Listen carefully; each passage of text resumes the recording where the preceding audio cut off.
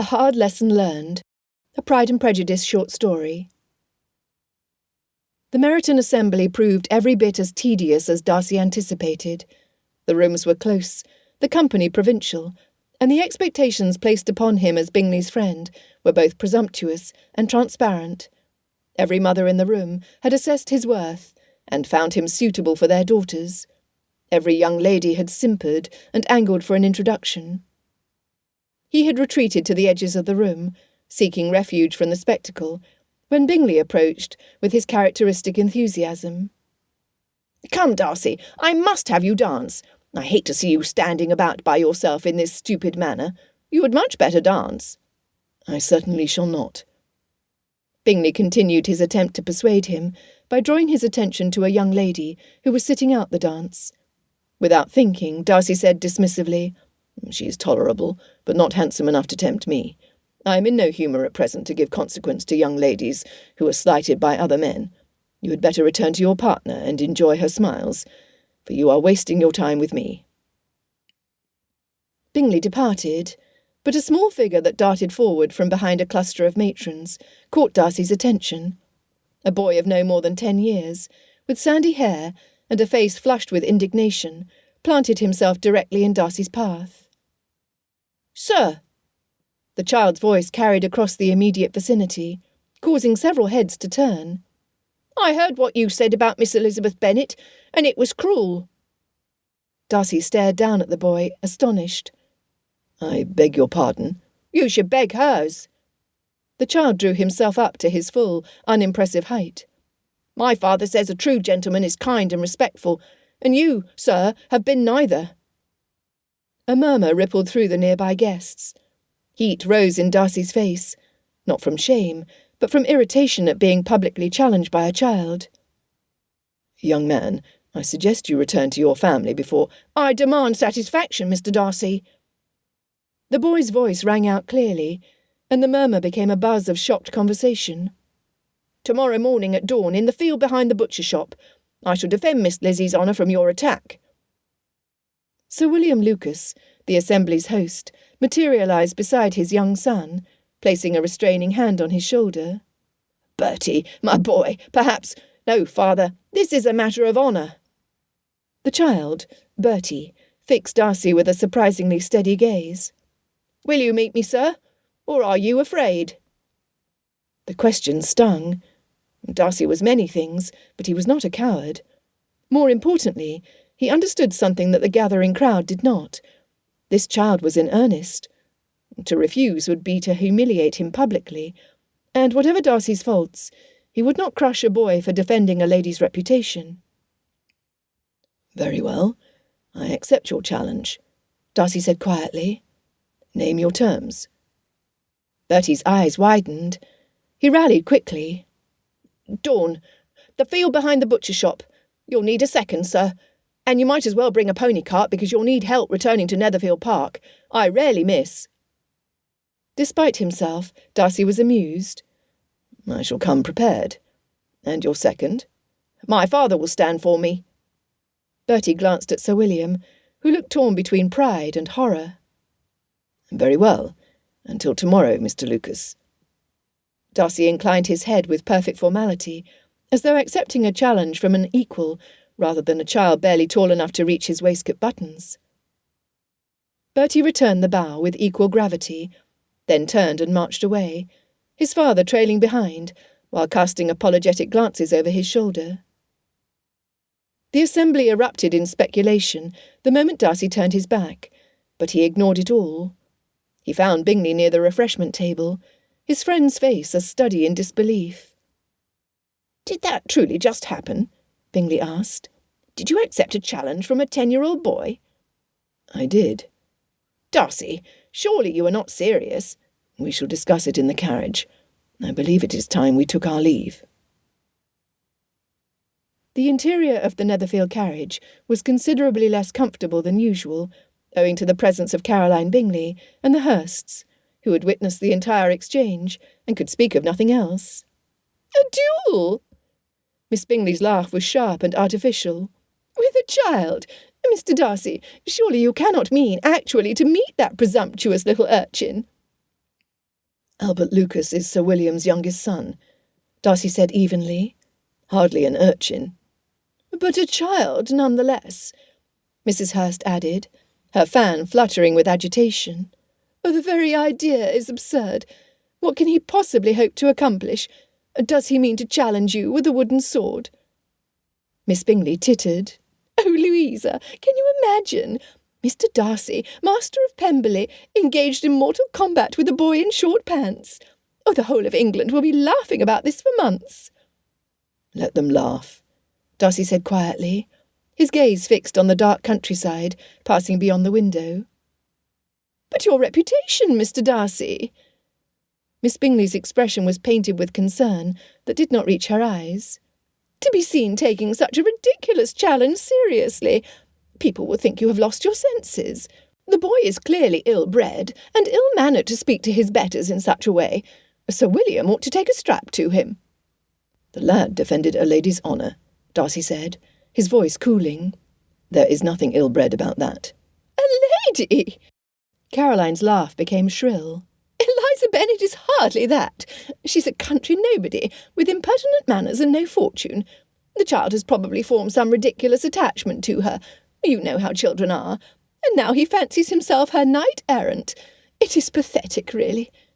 Caroline, Bingley warned. Darcy finally said, his expression set, I accepted the challenge. To withdraw now would be dishonourable. Gratefully, Miss Bingley fell silent, her lips pressed into a thin line. Mrs. Hurst busied herself with her reticule, suddenly fascinated by its contents. The atmosphere in the carriage shifted from mocking to tense. Bingley cleared his throat. You will need a second. Unless you prefer Hurst, I will stand for you, of course. Later that night, alone in his chambers at Netherfield, Darcy stood at the window, looking out over the darkened grounds. Sleep eluded him. He kept seeing the small, fierce face of Bertie Lucas, and hearing the conviction in the child's voice. A gentleman does not speak of a lady in such terms. The boy was correct. Darcy had been cruel and dismissive. He had judged Miss Elizabeth Bennet without knowing her, had reduced her to tolerable, simply because she did not immediately attract his notice. And he had done so loudly enough for others to hear, loudly enough for a child who clearly cared for her to overhear. What have I become? The question troubled him more than he cared to admit. When had his pride curdled into something so callous? When had he begun to believe that his judgment was infallible, his first impressions always correct? Tomorrow he would face his accuser, and regardless of the weapons or the outcome, Darcy suspected that young Bertie Lucas had already struck a far deeper blow than any duel could deliver. It was a matter of honour, yes, but more than that, it was a matter of character. The morning air was crisp as Darcy made his way toward the field behind the butcher's shop, his boots crunching against the frost-laden grass. He carried his finest duelling pistols in their mahogany case, along with 2 swords, one his own and one borrowed from Bingley's collection, smaller and lighter. It was absurd to bring weapons to face a 10-year-old boy, yet the child had issued a formal challenge, and Darcy would not dishonour him by refusing to take it seriously. They crested the small hill, and Darcy stopped short. There in the field stood young Bertie Lucas beside his father, Sir William. The boy wore a determined expression that would have been comical, if not for the seriousness in his eyes. But it was not the child's face that caught Darcy's attention. It was the arsenal at his feet. 2 slingshots, and a pile of smooth, rounded stones that gleamed in the early morning light. "Good Lord," Bingley muttered. "Is that—" "A slingshot," Darcy confirmed, his throat suddenly dry. He had not held such a weapon since his youth at Pemberley, when he and his cousin Richard had terrorised the estate's scarecrows, and occasionally a window or 2.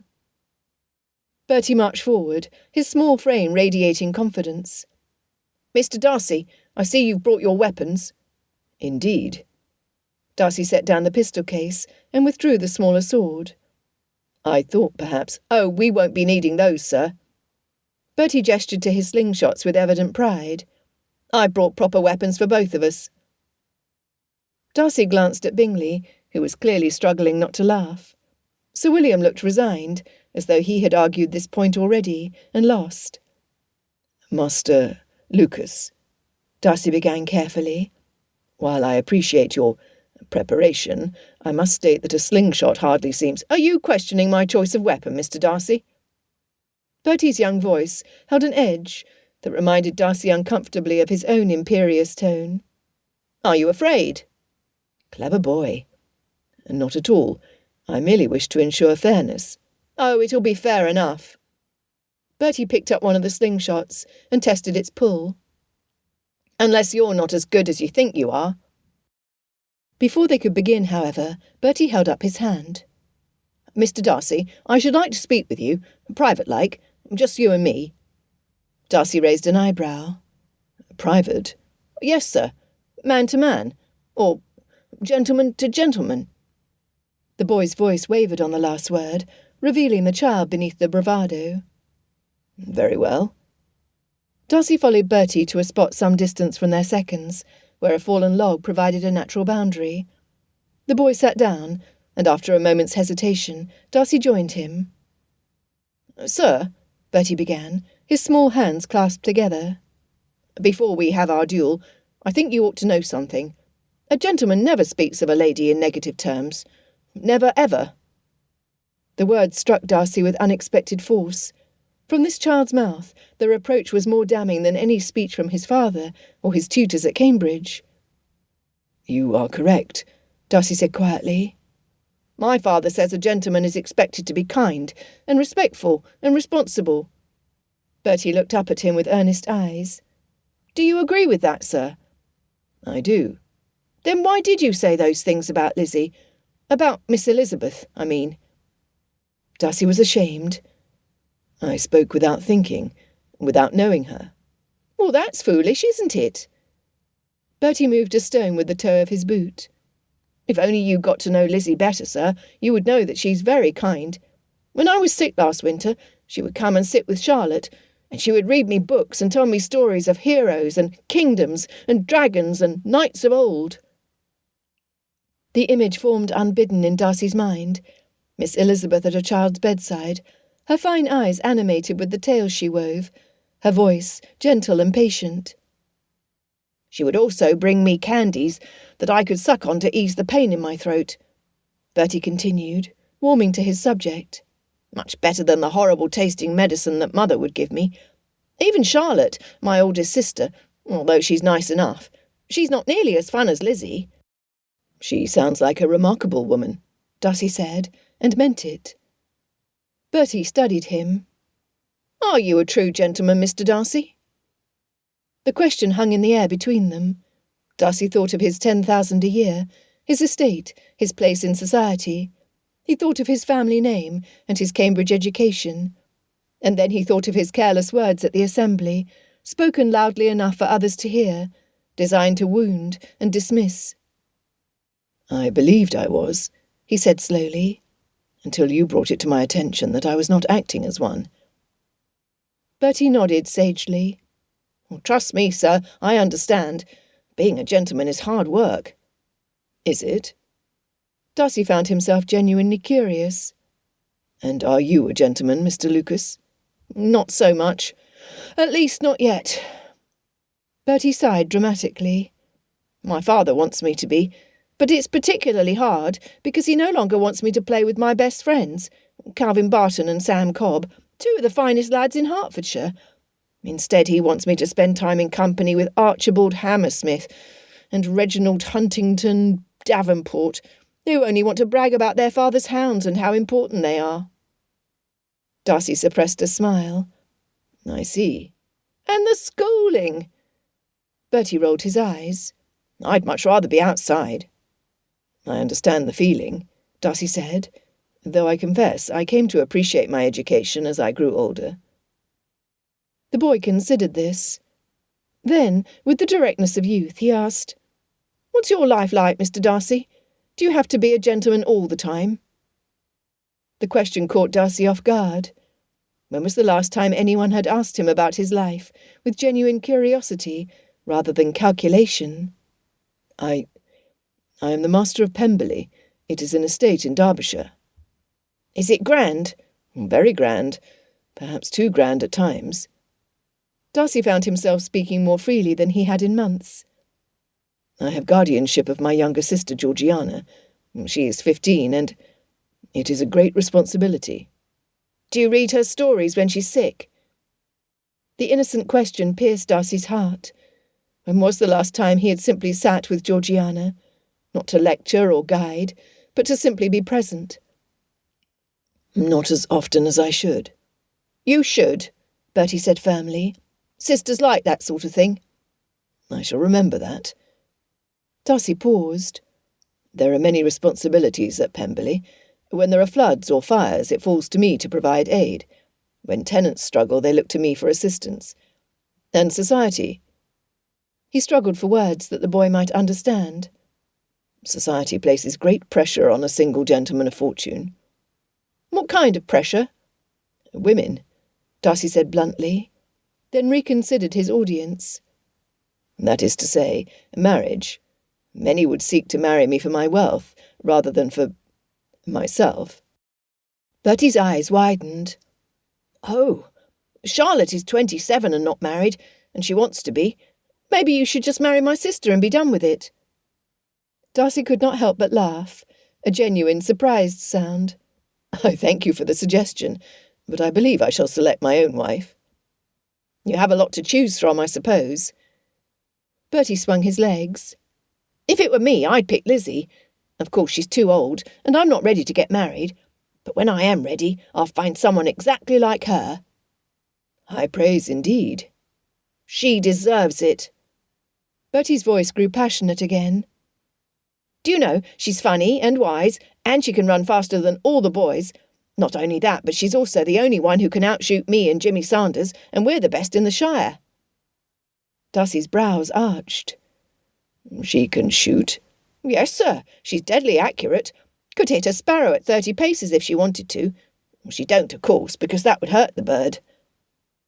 The image of Miss Elizabeth Bennet, whom he had dismissed as merely tolerable, wielding a slingshot with deadly accuracy while showing mercy to sparrows, was so incongruous with his assumptions that Darcy found himself at a loss for words. Tell me more about the Bennetts, he said instead. Bertie needed no further encouragement. Well, Mr. and Mrs. Bennet are different from my own parents. Well, they're not mean or anything. They don't spend much time with their girls. Mrs. Bennet is always going on about marrying them off, and Mr. Bennet mostly stays in his library. And the other sisters? All the old ladies think Jane Bennet is an angel, Bertie said matter-of-factly. But I happen to know that she isn't perfect, and she can't fly like no angel. Can't fly? Darcy repeated, bemused. No, sir. She fell out of a tree she was climbing and hurt her arm really bad. She said a naughty word. Recently? Oh, no, she was about my age. I heard Charlotte teasing Lizzie about it. Lizzie had already climbed up to the top, and Jane was trying to get her down. Bertie grinned. When she was my age, Lizzie was always climbing things she shouldn't. Darcy filed that information away, his estimation of both Bennet sisters rising. And the others? Mary walks around with her nose in a book, but when you can catch her attention, she's nice enough. Kitty and Lydia are always together. Every cat and dog in Meryton loves Kitty. Lydia's especially good with horses, and she can tell a wicked joke. You know them all well. He shrugged. Longbourn's not far from Lucas Lodge. We're always visiting back and forth. Lizzie's been like another sister to me in a way. That's why... Bertie's voice grew serious again. That's why I couldn't let what you said stand. A gentleman protects ladies, especially ladies who read you stories when you're sick. The simple truth of it struck Darcy deeply. This child, barely 10 years old, understood honour and loyalty better than most men of Darcy's acquaintance, better perhaps than Darcy himself. Mr. Lucas, Bertie, I want you to know that I feel genuinely bad about what I said about Miss Elizabeth. The words came easier than he expected. I have had troubles with women trying to entrap me into marriage. There have been compromises attempted, schemes designed to catch me unaware. Over the last several months I have grown increasingly wary, but that is no excuse for my behaviour. I spoke cruelly and thoughtlessly. and Miss Elizabeth deserved better. Bertie listened intently, his young face solemn. I think I understand. Charlotte's desperate to marry, and sometimes she acts strange about it, gets all nervous around gentlemen and says silly things. Is it like that? Something like that, yes. Well, you don't have to worry about Lizzie. She doesn't care about being rich. She wants to be happy and free and marry for love. She told Charlotte once that she'd rather be a governess than marry a man she didn't respect. Did she? Something he dared not name stirred inside him. That is, uncommonly principled. Well, that's Lizzie. Bertie stood up, brushing off his breeches. So, what are you going to do about it, Mr. Darcy?